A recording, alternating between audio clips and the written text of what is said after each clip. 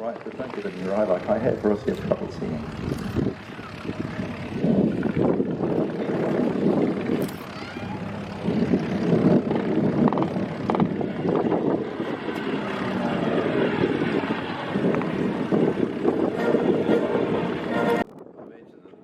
He's going to land on the grass. Oh no, he's going to do a fast run because his wheels are up.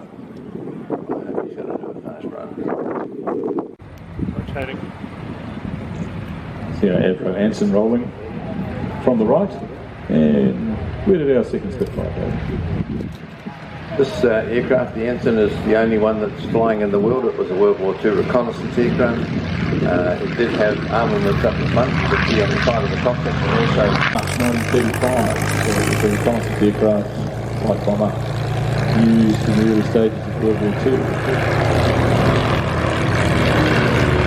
Originally derived from a 6-seat passenger transport aircraft and designed originally a couple of smoke generators.